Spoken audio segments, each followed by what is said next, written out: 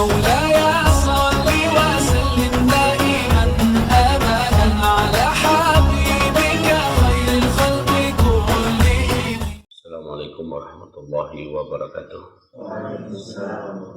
الحمد لله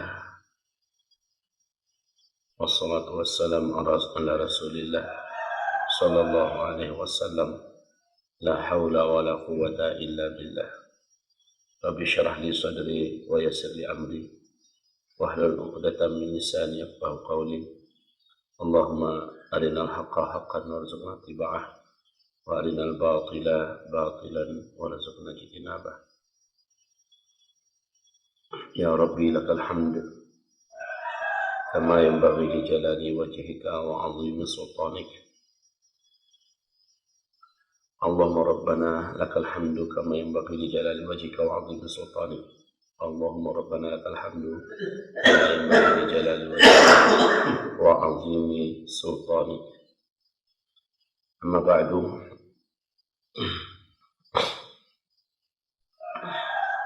Ikhwati fillah, hadis dhaif tetap sebagai hadis yang dikeluarkan oleh Rasulullah SAW. Demikian menurut para ulama-ulama mustalahul hadis. Hadis dhaif dia masuk dalam hitungan hadis ahad. Urutan tingkat hadis ahad itu yang pertama sahih, yang kedua hasan, yang ketiga dhaif. Maka adab-adab tentang hadis dhaif kita semua sudah tahu. Dia tidak jadikan landasan akidah, dia tidak bisa jadikan dalil dan hujjah dalam urusan usuluddin, urusan pokok agama, tapi dia bisa dipakai dalam urusan fadail amal. Hadis dhaif juga tetap dimuliakan dan naik derajatnya apabila ditopang oleh hadis dhaif yang lainnya dari jalur riwayat yang berbeda-beda, maka naik derajatnya menjadi hasan li ghairi. Hadis dhaif tetap lebih ditinggikan perkataan Rasulullah dibandingkan perkataan manusia manapun di bumi ini.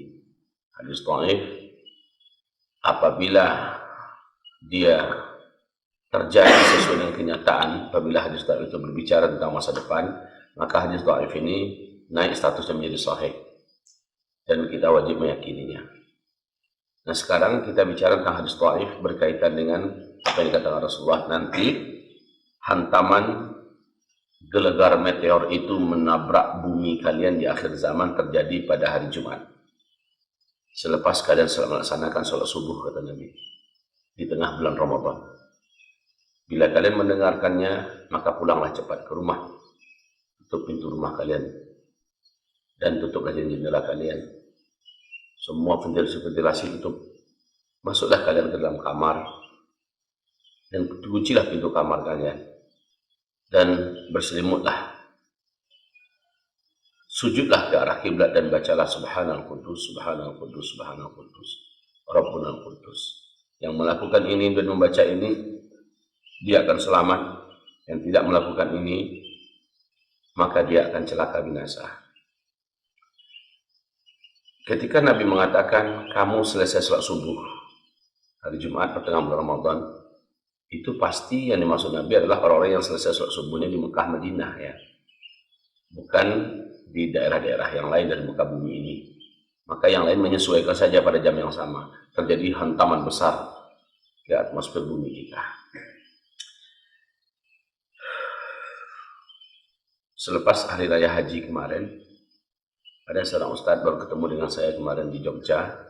Dia berkata bahwa ustadz tersebut berjumpa dengan Habib Rizik Syihab.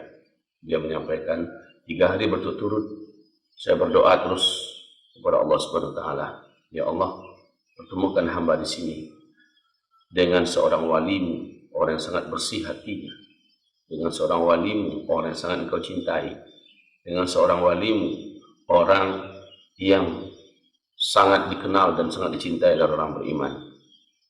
Maka ternyata ada orang yang mengajaknya di hari yang ketiga setelah dia berdoa begitu, mengajak untuk berjumpa dengan Habib Rizik Syihab.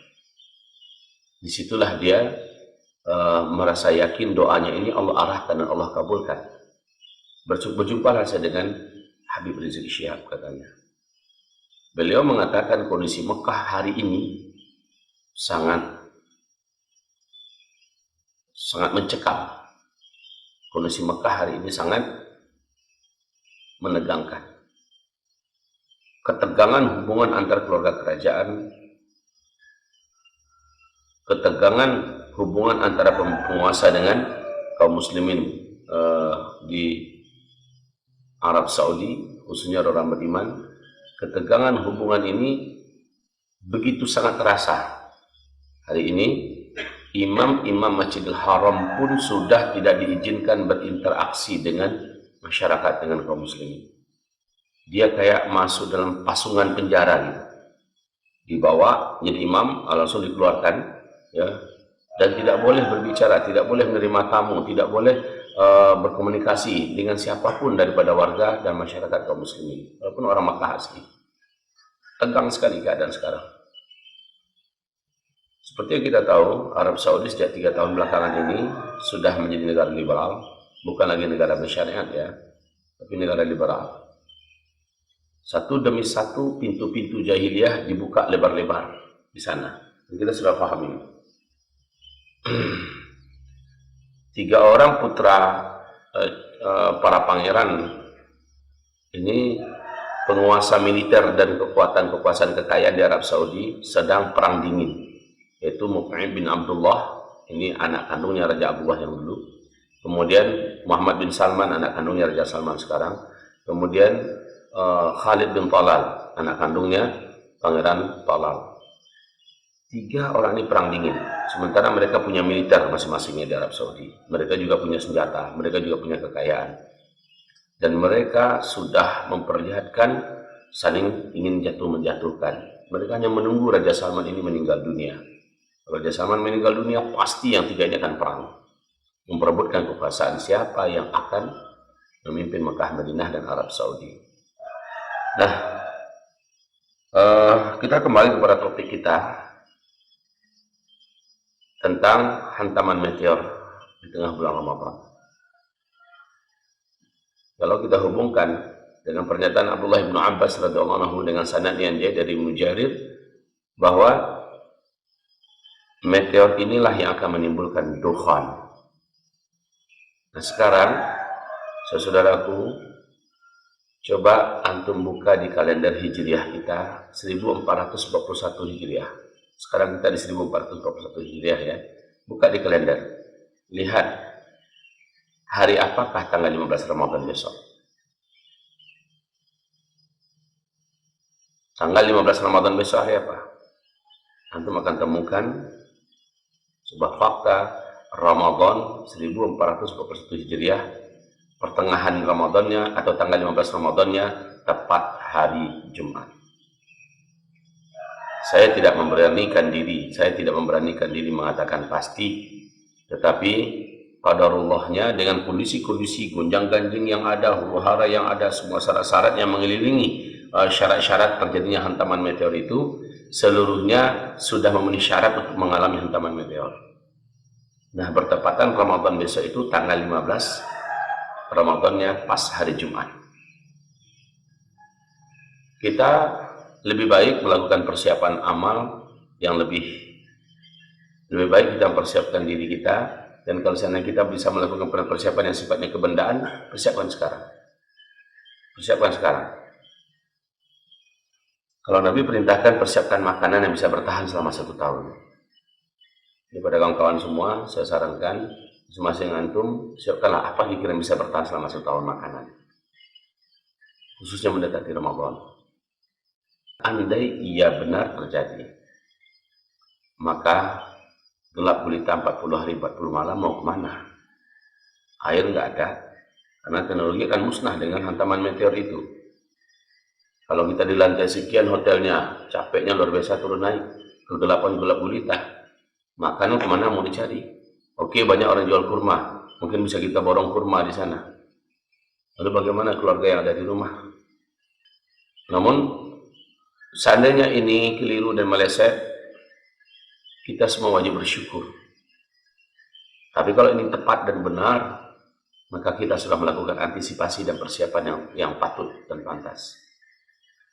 saudara seimanku, dimanapun berada, setiap kita harus berpikir kemana harus pergi di masa-masa berat dan sulit tersebut, dan apa persiapan kita. Persiapan yang terkuat dan terbaik itu adalah doa, amal soleh yang banyak, doa dan amal soleh yang banyak, doa amal soleh yang banyak, tawakal pada Allah Subhanahu Wa Taala. Toh tidak semua orang memiliki kemampuan untuk melakukan persiapan, apalagi pergi ke daerah perbukitan, membangun sebuah perkampungan Muslim dan sebagainya, seperti yang saya sarankan. Ya, menyiapkan makanan. Banyak juga di antara kita yang fakir, yang miskin, yang tidak memiliki kemampuan untuk itu. Maka yang terbaik itu adalah merapatlah ke perkampungan Muslim yang sudah ada dan katakan pada pemilik perkampungan Muslim itu, saya siap menjadi pelayan apa saja.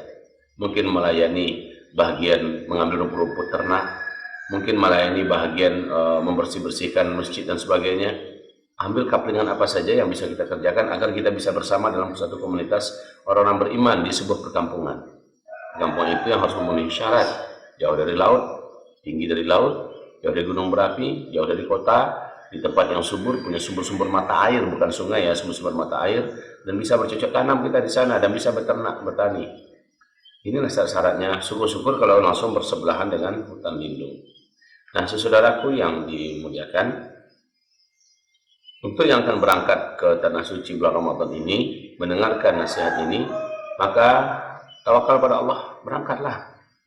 Coba di situ, menjelang pertengahan Ramadan, saya sarankan, pokoknya tanggal 12-13 ya, borong kurma sebanyak-banyaknya, bawa ke kamar hotel, borong air minum, ya.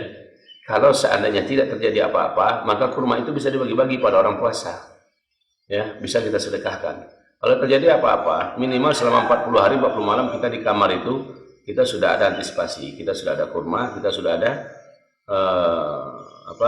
air bersih, air minum. Ini bagi yang berangkat umroh ya, untuk tahun 1441 Hijriah besok ini. Dan memang sehabis itu teknologi sudah tak ada, maka untuk pulang ke Indonesia sepertinya tidak bisa. Sudah berniatlah untuk berbaiat dengan Imam Mahdi di sana, karena setelah hantaman meteor di bulan Ramadan, Syawal, Dzulqa'dah, Dzulhijjah, baru bulan Muharramnya Imam Mahdi itu dibaiat. Dan antum ada di sana. Cuma nggak tahu bagaimana cara antum berinteraksi, sementara mungkin saja antum nggak pandai bahasa Arab, ya, bahasa Inggris juga belepotan. Kenalan di sana nggak ada, semua orang pada panik seluruhnya. Tapi saya yakin pasti ada solusi dalam setiap kesulitan. Tak mungkin pula Allah akan menyanyiakan para tamu-tamunya. Pasti ada kesulitan. Sebanyak apapun kekacauan di situ, tetap saja ada solusi yang akan diberikan. Kalau memang kita syahid di sana, Masya Allah, alangkah indahnya ya, syahid di Tanah Suci.